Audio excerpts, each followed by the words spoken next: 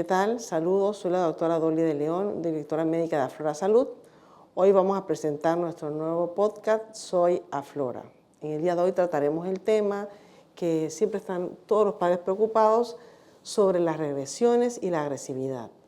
¿Qué es lo que hace que un paciente que iba evolucionando de forma positiva, o sea, que iba ganando día con día una evolución buena en lo que era comprensión, en lo que era lenguaje, en lo que era conducta y en la socialización, empieza a perder esas cosas adquiridas y en muchos casos se desencadenan agresiones que realmente son dramáticas y alarmantes y que preocupan mucho a la familia, sobre todo aquellos fenómenos de agresividad donde el niño agrede a padres, agrede a madres, agrede a tutores, agrede a profesores en las escuelas o también agrede a compañeros escolares. Entonces los padres se preocupan mucho por esto y recibimos muchas consultas sobre el tema. Lo primero que tenemos que decir una vez visto todos estos aspectos es que siempre todo síntoma en niños con trastornos del espectro autista obedece a algo que está ocurriendo en el cuerpo. Así que en este día vamos a subdividir las posibles causas para cuando te ocurra esto, tú lo tomes en cuenta. En cuanto a las posibles causas, lo primero que tenemos que pensar es en síntomas clínicos de algo. Muchas veces un niño que no tiene lenguaje o que tiene un lenguaje limitado no puede expresar sentimientos o situaciones que siente en su cuerpo.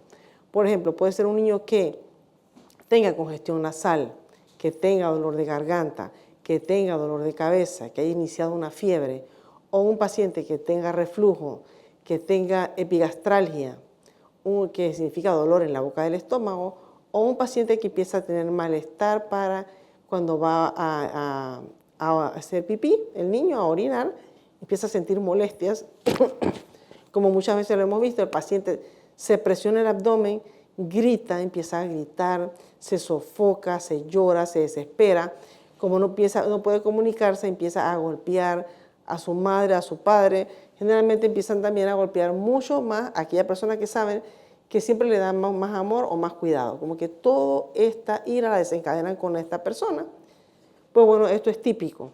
Lo que primero tenemos que pensar es ir descartando cosas. Empecemos a descartar todas las cosas que hemos mencionado. Por ejemplo, mi hijo tiene fiebre, un termómetro.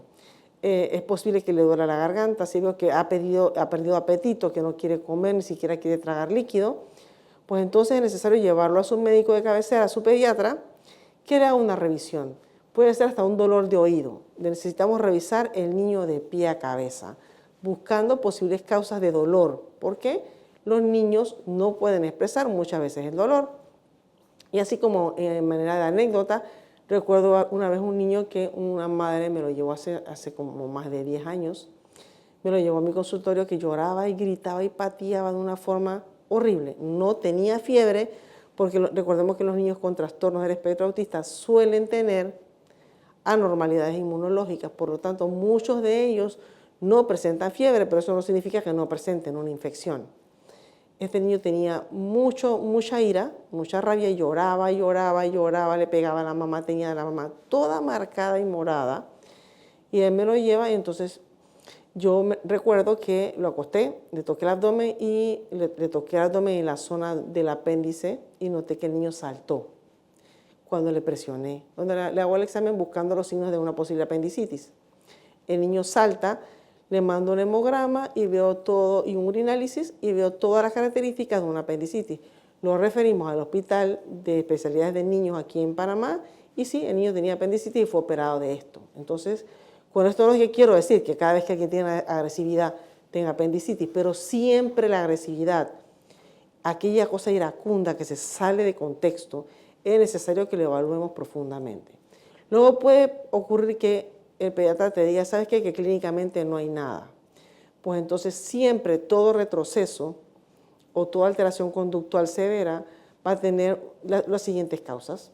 La primera es una causa bioquímica o metabólica. Entonces hay que buscar situaciones que hayan alterado la bioquímica, o sea, la metabolómica, o sea, las sustancias químicas propias del humano y de la microbiota que se estén alterando y den ira. Por ejemplo, doctora, ¿cómo qué?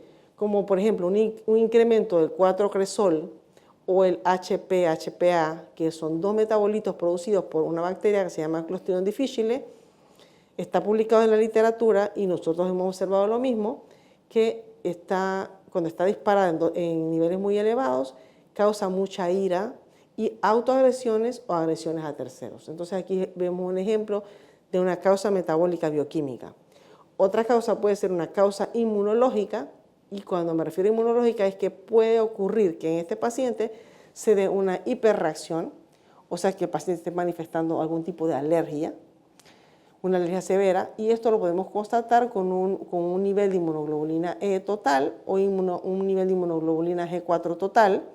Y si vemos que hemos descartado causas clínicas, causas metabólicas, y vamos a empezar con causas inmunológicas, y vemos que el paciente, por ejemplo, empieza con una hiperreacción, con un disparo de inmunoglobulina E, o sea que es una alergia. ¿Y qué es una inmunoglobulina E? Es una parte del sistema inmune que se eleva cuando hay un aumento de fenómenos alérgicos. Entonces, sería responsabilidad entonces buscar qué está ocasionando esta alergia. Sabemos que cuando hay demasiada alergia hay inflamación. Muchas veces tenemos inmunoglobulina E elevada, pero no tenemos reacciones como lesiones en piel.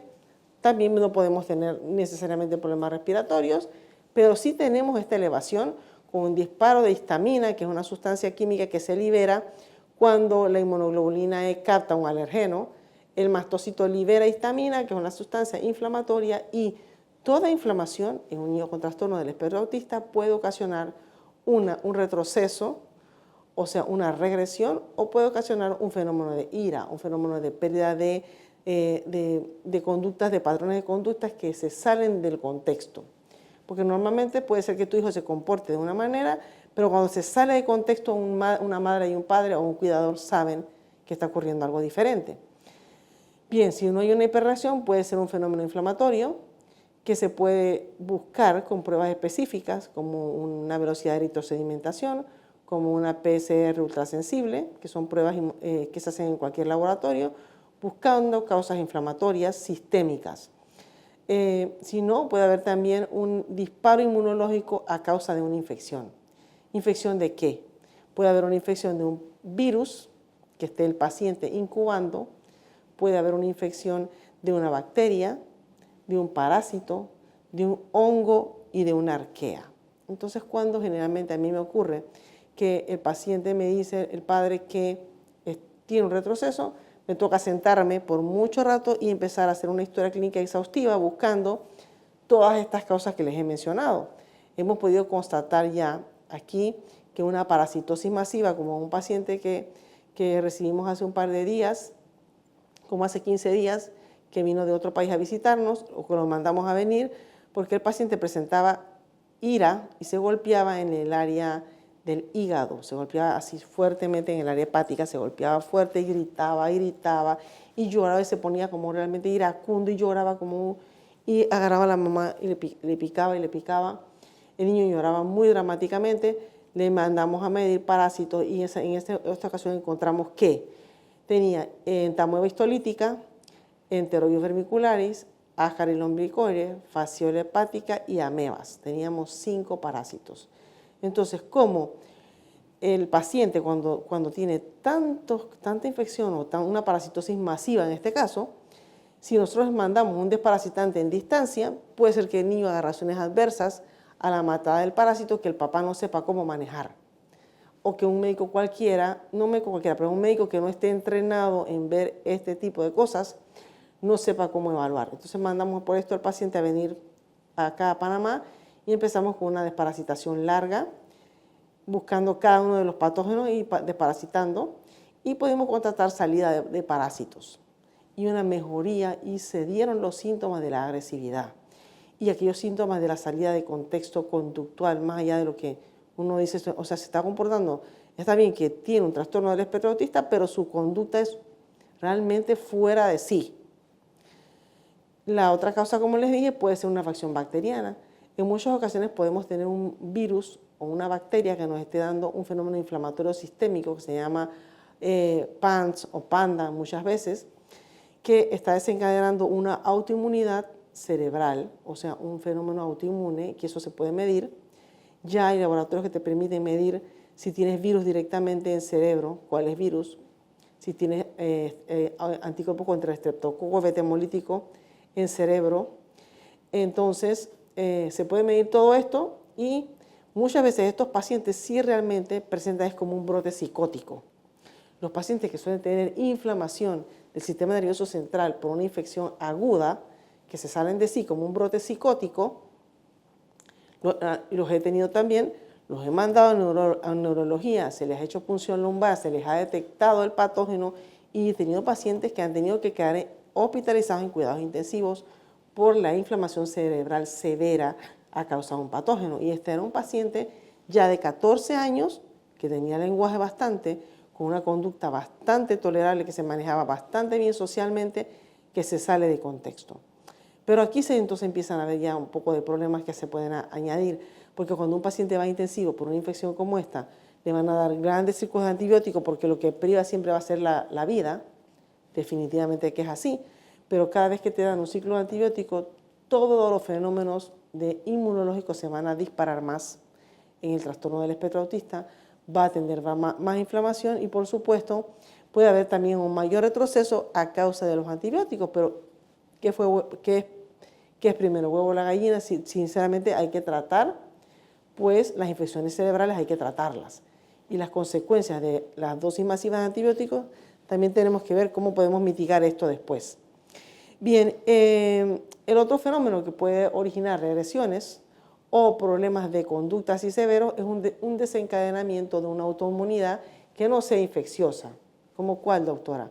Por ejemplo, un paciente que empiece a aumentar la autoinmunidad en piel, que la he tenido, la autoinmunidad en hígado, que lo he tenido, la autoinmunidad en articulaciones, que las he tenido, la autoinmunidad de la glándula tiroides, que los he tenido, y la autoinmunidad en páncreas.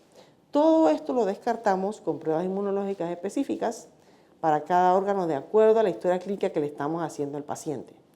Y ya, casi para terminar, si he descartado todo esto en mi historia, siempre me tardo mucho con los padres porque les empiezo a preguntar todo lo que le esté entrando por boca a ese paciente, que sea nuevo. Por ejemplo, si le hemos introducido algún alimento nuevo que nunca había probado, alguna cosa que esté tomando nuevo, algún suplemento vitamínico que se le esté dando porque tengo una deficiencia, por ejemplo, de vitamina D, y yo le mandé una vitamina D orgánica que no sé qué pureza que no sé qué, y el niño aún así mostró el retroceso y mostró la agresividad, pues tengo que sospechar que es el suplemento que le estoy poniendo. ¿Por qué? No es que el suplemento sea malo, como no es que tampoco una zanahoria sea mala. Lo que ocurre es cómo el cuerpo maneja la zanahoria y el suplemento que estoy recibiendo de acuerdo a mi microbiota y cómo se formó mi sistema inmune o cómo está mi sistema inmune. Por eso siempre le digo a los padres cuando hay alteración de la microbiota, siempre debemos cuidar de tratar de dar las menos cosas posibles de la ruta oral, porque en verdad las reacciones hay más reacciones idiosincráticas a la medicación cuando la damos oral. ¿Qué es una reacción idiosincrática? Una reacción no esperada para cuando a un paciente se le da un medicamento, un fármaco o un suplemento. Un ejemplo, si yo estoy tomando vitamina D3 por primera vez y lo que me desencadena es una ira, un brote psicótico, entonces es una reacción idiosincrática que puede ocurrir cuando hay disbiosis o cuando hay SIBO o cuando hay sobrecrecimiento gastrointestinal o cuando hay sobrecrecimiento de arqueas o de virus, de parásitos o de hongos que van a metabolizar el producto que tú le estás dando de una forma diferente y haciendo en el cuerpo cosas que no lo hace un paciente típico. Entonces ya para ir aterrizando definitivamente y rotundamente, cuando tenemos un paciente que se comporta de una manera ya esperada para su TEA y que lo llevamos ya enrumbado, que tenemos mejoría en los aspectos que ya sabemos, como son comprensión, comunicación verbal, la parte social y la parte conductual, y empieza a retroceder o a manifestar síntomas realmente dramáticos, siempre va a privar lo que uno está observando. Y nunca podemos pensar que es porque el niño tiene un mal manejo sensorial, no nos podemos quedar con eso. Que el niño tiene un estrés porque la familia se mudó a no sé en dónde, porque la abuela le pasó no sé qué, no. Puede ser, pero no puedo yo quedarme con esa sola respuesta y tratar de modular aquella cosa, aquel evento nuevo, que puede ser un brote psicótico, únicamente con manejo de terapia conductual. La terapia conductual tiene que formar parte del tratamiento de un paciente con TEA, como también en muchas ocasiones es necesario poner psicofármacos. Estoy de acuerdo, no en todos los casos no se puede poner psicofármacos, pero no es que todos necesiten un psicofármaco ni que todo se debe solucionar con un psicofármaco, porque puede ser que yo con un psicofármaco esté ocultando el síntoma que me lleva a buscar la verdadera raíz del problema y tengo un paciente con una enfermedad permanente aquí, sin darle solución, como por ejemplo una autoinmunidad hepática.